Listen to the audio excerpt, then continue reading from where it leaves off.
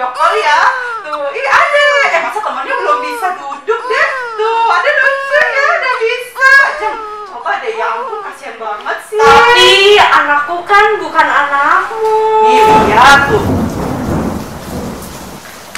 Kalau stetoskop di rumah, mungkin ada yang ngalamin problematika kayak di belakang nih. Yuk sama-sama kita simak episode stetoskop kali ini tentang anakku bukan anakmu, yaitu tumbuh kembang anak.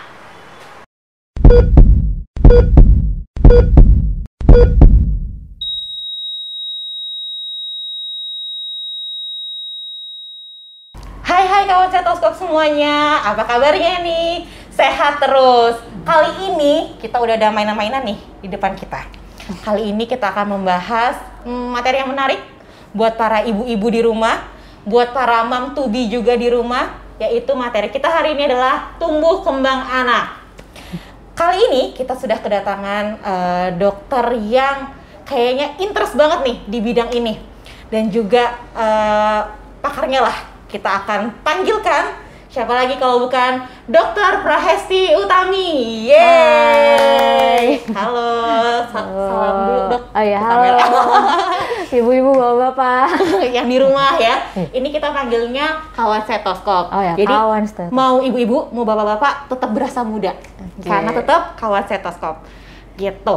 Oke, Dr. Hesti ini siapa sih dok? Boleh kenalin diri mungkin biar kawan stetoskop di rumah pada tahu nih. Hai kawan stetoskop, ya kenalkan dulu saya Dr. Hesti. Saya staf juga di Puskesmas Kecamatan Palmerah dan juga sekarang jadi fasilitator tumbuh kembang anak. Oke, jadi memang ngambil interestnya itu di bagian tumbuh kembang anak ya dok ya? Iya, kebetulan juga berkecimpungnya di situ. Jadi emang ketertarikannya di tumbuh kembang anak juga.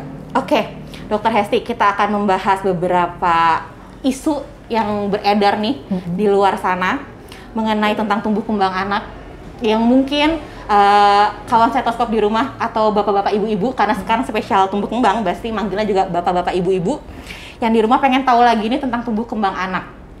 Yang pertama mungkin dok, kita akan mulai bahas dari secara definisi ya, secara teoritis mungkin nih. Kan namanya tumbuh kembang nih, ada tumbuh dan kembang. Itu apakah satu definisi yang sama atau tumbuh-tumbuh ya? Tumbuh, kembang, dan kembang itu sendiri gitu. Mungkin bisa dijelasin dok sedikit tentang tumbuh kembang itu apa? Ya. Jadi sebelumnya tumbuh dan kembang itu dua hal yang berbeda, tapi masih dalam satu konteks. Kalau misalkan anak itu kan berbeda ya sama orang dewasa. Anak itu punya ciri khas, jadi ciri khasnya adalah tumbuh dan berkembang gitu. Kalau misalkan orang dewasa kan tumbuh aja ya, berat badannya naik terus gitu kan, tapi udah nggak berkembang, maksudnya perkembangan fisiknya seperti itu aja gitu. Sedangkan kalau misalkan anak-anak nih ada dua cirinya, tumbuh dan berkembang. Nah tumbuh itu kita nilainya seperti apa? Biasanya sih nilainya dengan kuantitas ya, ada angkanya. Ada perhitungannya, seperti apa? Seperti misalnya berat badan, terus kemudian tinggi badan, dan satu hal yang penting juga biasanya sering terlupa, yaitu lingkar kepala. Itu juga penting ya dok ya? Itu penting sekali karena ada beberapa penyebab yang maksudnya kalau misalkan lingkar kepala tidak normal, kenapa nih? Dan itu harus dikonsultasikan kan. Oke, ya. Berarti tumbuh dan kembang itu dua kata yang berbeda, cuma merupakan satu rangkaian nih. Jadi anak itu akan dilihat ya tumbuh kembangnya gitu. Jadi cara mengukurnya pun tadi macam-macam ya dok ya, dari lingkar kepala yang yang aku pribadi mungkin nih kalau misalnya ke klinik atau ke puskesmas ketika gitu melihat ada anak yang dilingkar di kepalanya kan kurang tahu nih apa sih tujuannya buat apa gitu. Dan juga tadi semuanya itu akan dipantau secara kuantitas, jadi ada angkanya gitu ya dok. Itu kalau tumbuh. Oke. Tadi tuh berarti pertumbuhannya nih yang dilihat, baik itu dari lingkar kepala dan sebagainya. Kemudian secara kembangnya nih, berkembangnya itu gimana sih dok kita melihatnya? Oke, nah kalau misalkan yang perkembangan ini kita menilainya secara kualitas. Jadi apa saja anak yang sudah bisa dilalui istilahnya seperti itu. Misalnya fase-fase perkembangan, misalnya seperti perkembangan motorik, terus sensorik, kemudian bicara dan bahasa, dan sosial kemandirian. Biasanya sih itu yang kita nilai. Itu yang akan diukur ya. Berarti kalau yang aku rangkum nih, kalau kuantitas itu masuknya ke pertumbuhannya gitu. Secara fisik itu apa aja. Tapi kalau misalnya yang berkembang, itu kita bisa melihat dari secara tadi macam-macam kualitasnya. Baik itu dari sosial kognitifnya, kemudian juga dari sensorinya, dan yang lain-lainnya. Sekarang nih, cara mengukurnya gimana sih dok? Kedua hal tadi, tumbuh dan kembang. Tumbuh dan kembang. Oke, kalau misalkan pertumbuhan, seperti tadi ya, misalnya berat badan ya kita timbang gitu. Untuk anak-anak yang di bawah usia 2 tahun atau 24 bulan, biasanya kita timbangnya secara tidur. Ya, tidak boleh berdiri. Tidak boleh berdiri. Nah, kalau misalkan udah di atas 2 tahun, biasanya anak-anak diukurnya dengan yang berdiri, seperti itu. Begitupun juga dengan yang tinggi badan. Kalau tinggi badan juga di bawah 2 tahun, biasanya dia diukur dengan menggunakan yang tiduran, yaitu lambboard. Nah, kalau misalkan nih, biasanya kan anak-anak umur 1 tahun tuh udah mulai berdiri, udah mulai jalan ya. Itu kadang-kadang suka nggak mau tuh tidurin gitu kan, udah nangis kejer gitu. Sebenarnya nggak apa-apa diukur dengan berdiri, pakai mikrotoar biasanya kita gunakan, bukan yang jerapah-jerapahan ya. Kalau sekarang kita pakainya mikrotoar gitu. Yang jelas ukurannya, dan itu juga harus pengukurannya pasti gitu ya. Oke, kalau misalkan pakai mikrotoar untuk anak yang di bawah umur 2 tahun, biasanya itu kita hasilnya tambahkan 0,7 gitu, 0,7 cm seperti itu. Nah, kalau misalkan anak umur di atas 2 tahun, terus kita periksanya dengan tiduran. Misalnya ada kondisi-kondisi tertentu yang nggak bisa berdiri, itu harus tiduran. Nah, itu biasanya kita kurangin 0,7 cm gitu untuk tinggi badannya. Jadi memang udah ada hitungannya ya dok ya? Ada hitungannya. Dan itu sudah pasti secara kuantitasnya. Iya. Oke dok, kan tadi kita udah ngebahas tentang tumbuh nih, cara ngukurnya, cara itunya kan semuanya jelas ya dok ya, karena kuantitas. Sekarang yang kembang, karena sifatnya kualitas yang dilihat, itu gimana dok cara mengukurnya? Oke, kalau misalkan yang kembang biasanya sih kalau misalnya di dokter, di psikolog atau misalnya dokter anak atau dokter rehabilitasi medik, biasanya kita ada checklistnya gitu untuk menilai atau mengukur si perkembangan anak gitu. Cuman kalau misalkan bapak-bapak atau ibu-ibu nih mau mengukur perkembangan anaknya, bisa juga belajar sih baca-baca perkembangan anaknya udah sampai tahap yang mana gitu, sesuai dengan usianya pastinya. Terutama untuk yang 4 perkembangan tadi ya gitu. Jadi bisa dipantau sendiri di rumah. Kalau misalkan nih sudah masuk ke red flag perkembangan, nah itu yang harus segera dikonsultasikan gitu. Kalau misalnya datang ke dokter, ke psikolog, atau tadi datang ke klinik gitu ya, atau ke rumah sakit, ke puskesmas, itu sudah ada form checklistnya nih untuk mengukur fase perkembangan. Di rumah juga sebenarnya orang tua boleh ya dok, boleh banget buat menilai-nilai nih, asal jelas pantauannya gitu. Usia dan fase perkembangannya itu harus matching nih, jangan pengen dilebih-lebihin juga gitu. Bukan berarti berlebihan itu jadi cerdas juga ya dok ya. Iya benar. Jadi yang benar adalah yang sesuai fasenya gitu. Tapi dengan catatan nih dok, sebenarnya kita kalau ngelihat kayak gitu harus dari artikel-artikel yang terpercaya ya pastinya. Iya, sudah pasti. Jangan yang ada hoax-hoaxnya juga. Kita terus masuk nih, kan juga dalam fase perkembangan itu juga ada yang namanya motorik ya dok ya. Motorik halus ya kan, kemudian motorik kasar juga ya. Itu bisa dijelasin nggak dok? Mungkin biar ibu-ibu, bapak-bapak atau kawan stetoskop di rumah tahu nih apa itu motorik. Biasanya contohnya ya, kalau misalkan motorik kasar tuh misalnya seperti kayak angkat kepala pada anak-anak yang usianya 2 bulan, 3 bulan, sampai 4 bulan biasanya kan belajar angkat kepala ya. Nah kemudian udah selesai angkat kepala, mulai berguling, kemudian mulai belajar duduk, terus kemudian merangkak, kemudian berjalan, berlari, dan seterusnya. Nah kalau misalkan di fase motorik ini nih, biasanya yang paling sering jadi masalah kalau misalkan merangkak itu nggak mesti dilewatin kok gitu kan. Biasanya tuh ibu-ibu udah nggak apa-apa kok. Nah tadi kan udah ngebahas nih yang motorik kasar itu apa aja. Sekarang yang motorik halus nih dok, itu apa aja sih di dalamnya? Oke, kalau misalkan motorik halus tuh biasanya kayak menulis atau misalkan memindahkan benda. Biasanya pada umur-umur 6 bulan tuh udah mulai bisa memindahkan benda satu tangan ke satu tangan yang lain. Misalnya kayak lagi makan, biasanya dia kan pegang makanannya sendiri tuh. Nanti dia belajar tuh pindahin makanannya dari tangan yang satu ke tangan yang satunya lagi gitu. Kemudian kayak menggenggam, itu juga termasuk motorik halus gitu. Oke, berarti motorik halus lebih kayak tadi ya, ada perpindahan dari misalnya dari sebenarnya sederhana aja ya dok ya. Aja sih. Kayak kalau lagi makan, kemudian tangannya bergantian, terus juga menggenggam, itu bisa dilihat dari situ. Kemudian kita lanjut misalnya ke faktor-faktor apa aja sih dok yang mempengaruhi nih biar seorang anak ini tumbuh kembangnya sampai mencapai tahap yang optimal. Biasanya sih faktor-faktornya ada dari lingkungan ya, sama internal dirinya sendiri. Misalnya maksudnya ada internal tuh kayak penyakit penyerta gitu ya. Kalau misalkan ada penyakit bawaan seperti kayak hidrosefalus atau kayak kelebihan cairan pada otak, nah itu kan juga akan menghambat perkembangan si anak gitu. Nah kalau misalkan yang paling besar biasanya sih faktor lingkungan. Nah lingkungan ini maksudnya adalah kurangnya stimulasi dari pengasuh terutama.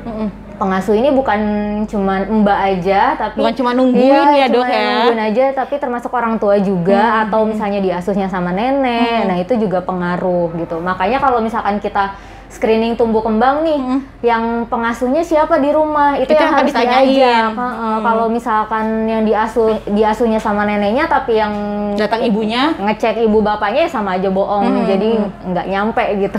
Karena harus ada kerjasama ya dok ya, biar anak ini tumbuh kembangnya maksimal gitu. Apalagi untuk yang mengasuh nih terutama gitu, dia harus tahu mungkin stimulasi apa aja sih yang bisa merangsang tumbuh kembang anak ini bisa lebih optimal lagi. Iya, betul. Nah, kan itu tadi optimalnya.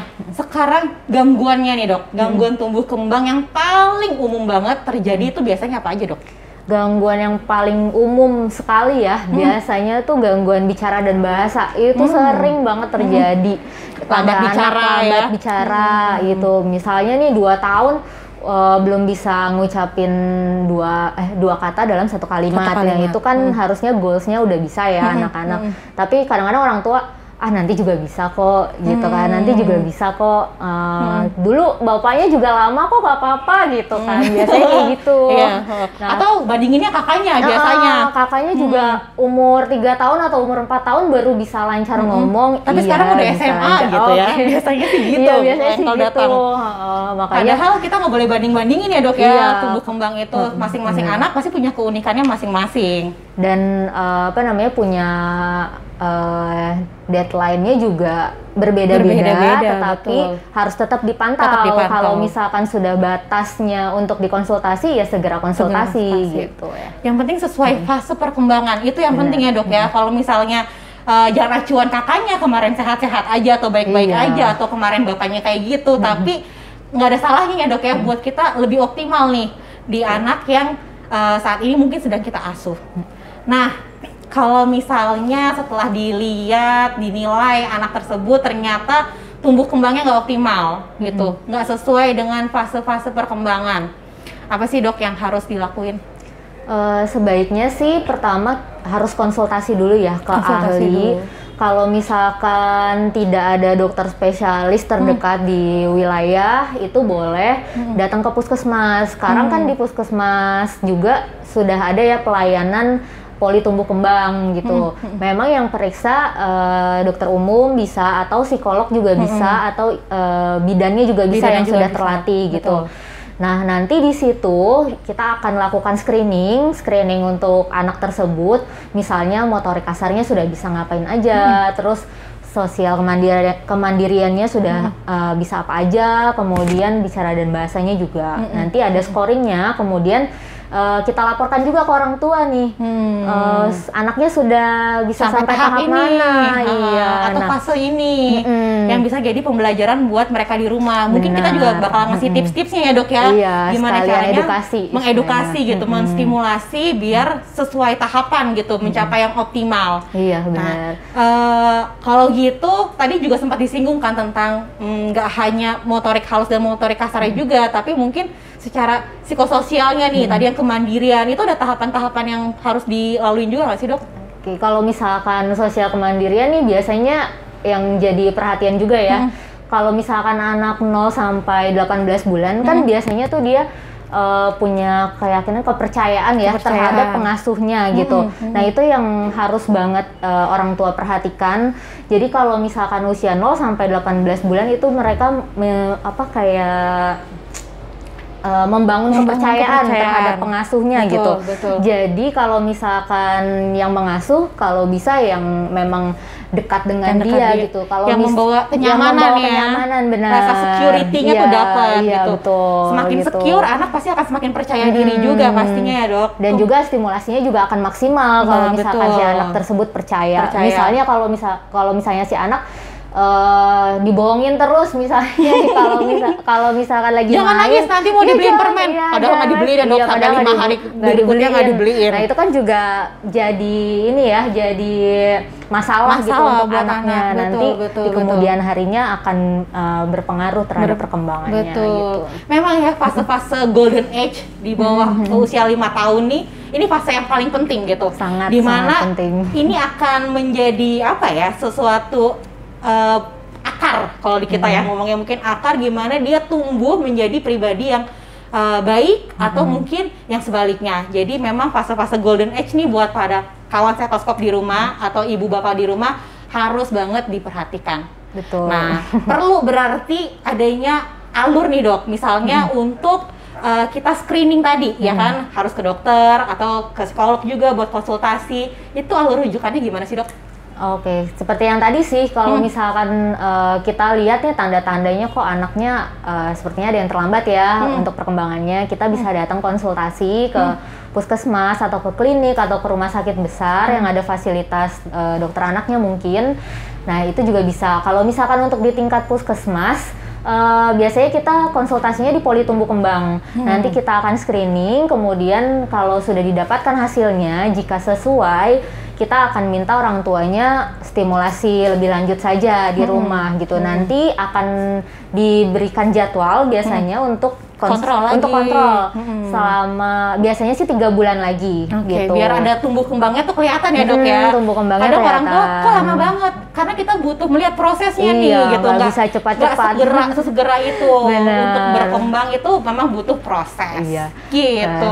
Nah selama pandemi ini kan kita nggak boleh sering-sering keluar ya dok ya, gitu. Apalagi balita atau bayi ini kan rentan resikonya. Jadi kan pasti banyak orang tua yang khawatir nih buat ke klinik, ke rumah sakit, ataupun ke puskesmas. Itu posyandu pun tutup, masih belum pada buka ya kan. Apa sih dok yang harus dilakuin nih biar kita bisa sebagai di rumah nih orang tua di rumah bisa memantau terus tumbuh kembang anaknya? Nah, sebenarnya tuh ada nih cara untuk orang tua, ibu atau bapak atau pengasuhnya anak tersebut untuk mengetahui perkembangan seorang anak. Memantau di rumah gitu, Dok? Memantau di rumah, benar. Caranya gimana? Caranya gimana tuh? Dengan melihat ini. Tada! Apaan itu, Dok? Emang dari buku ibu hamil ini kita bisa memantau tumbuh kembang anak di rumah?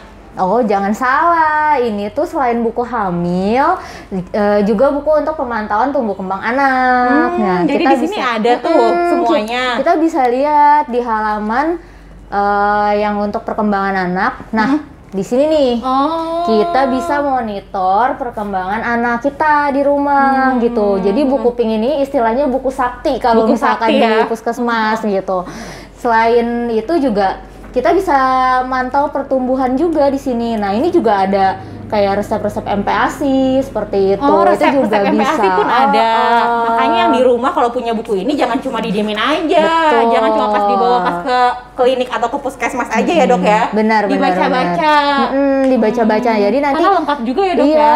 Di sini juga bisa nih di checklist anaknya tuh sudah bisa ngapain aja, sudah melewati tahap perkembangan apa aja. Di sini tuh kelihatan. Nanti kalau misalkan sudah selesai pandemi, bisa nih nanti buku ini dibawa, kemudian diliatin sama bidannya atau dokternya gitu. Jadi kita tetap kepantau selama di rumah.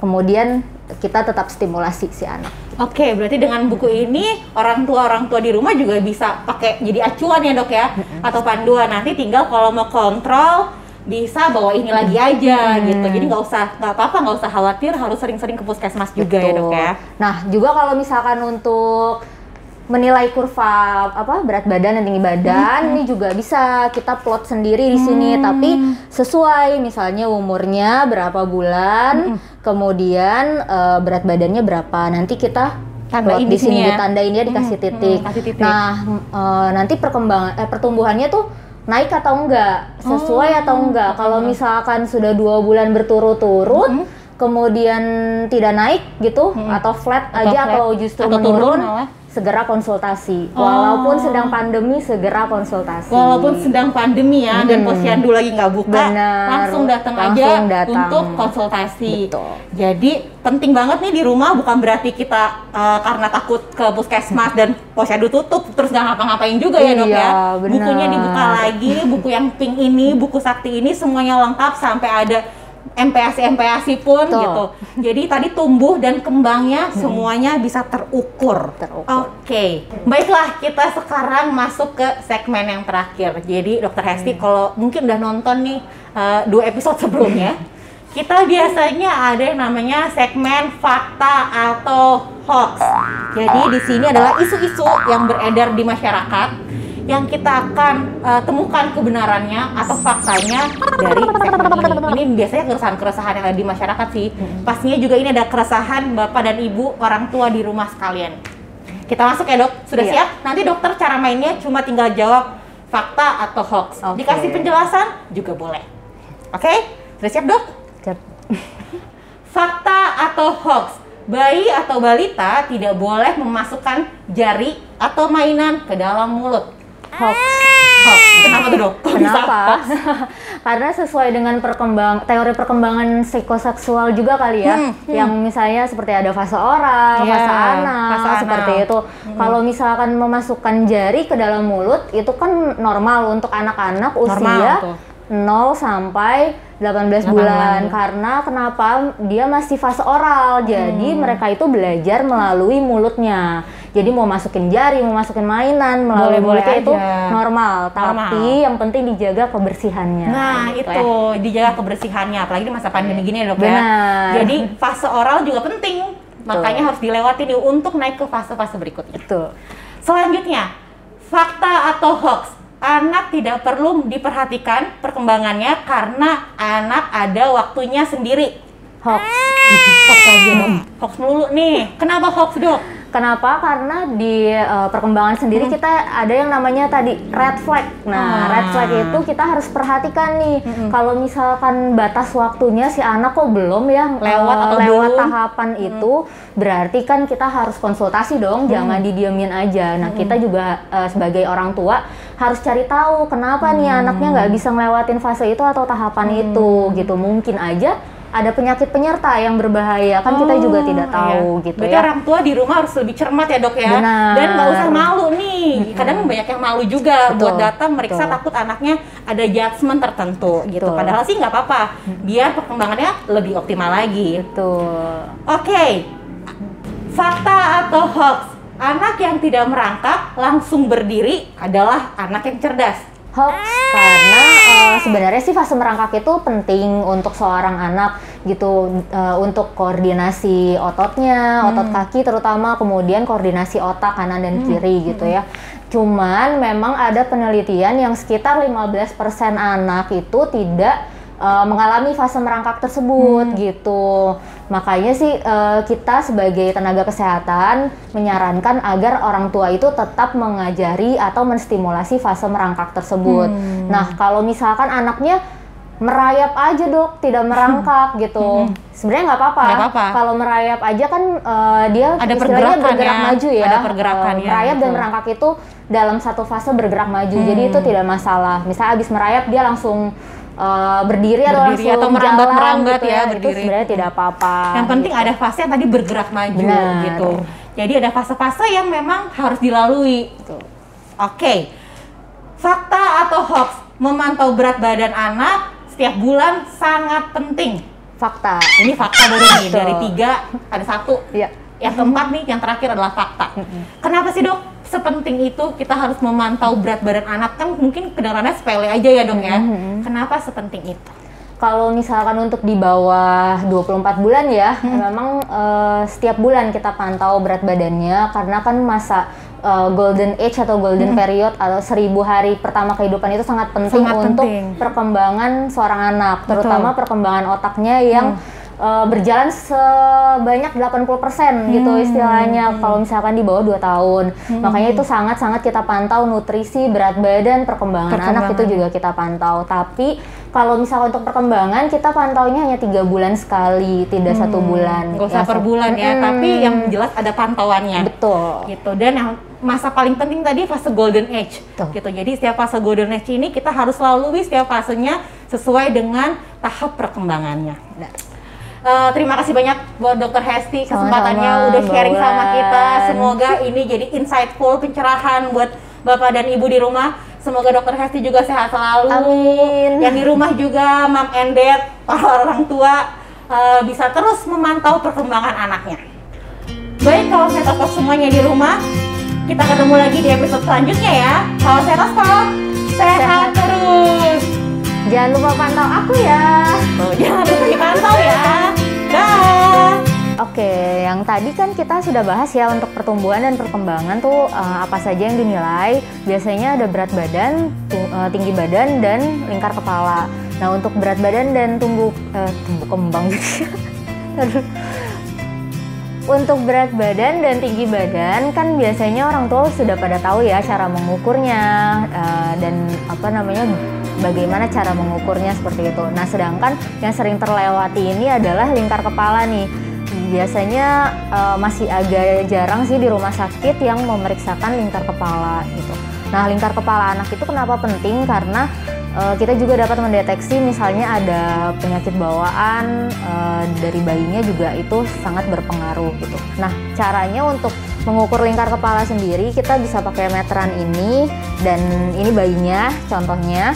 Kemudian kita letakkan ini di tengah, di depan ya, terus di bagian tengah, kemudian di atas telinga. Tuh, ini kita putar. Nah, sampai ketemu yang di depan ini. Jadi kita dapati ukuran lingkar kepalanya. Gitu. Nanti kita masukin ke kurva lingkar kepala.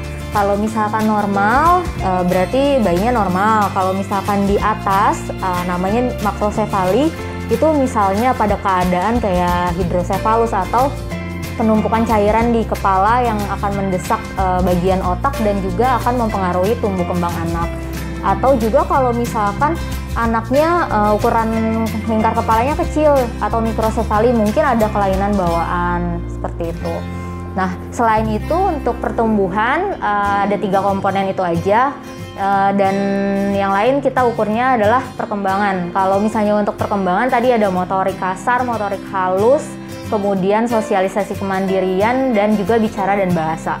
Kalau misalkan untuk motorik kasar biasanya seperti yang tadi sudah saya jabarkan, itu seperti kayak misalnya angkat kepala, misalnya anak umur 3 bulan, 4 bulan itu harusnya sudah bisa angkat kepala. Kalau misalkan belum bisa angkat kepala, kita bisa rangsang bayinya dengan posisi seperti ini. Kemudian kita urutkan bagian tulang belakangnya menggunakan 2 jari ini. Ini kita bisa rangsang, nanti dia akan kepalanya akan merespon untuk mengangkat seperti itu. Dari mulai 30 derajat, 45 derajat, sampai 90 derajat dan tegak seperti itu ya.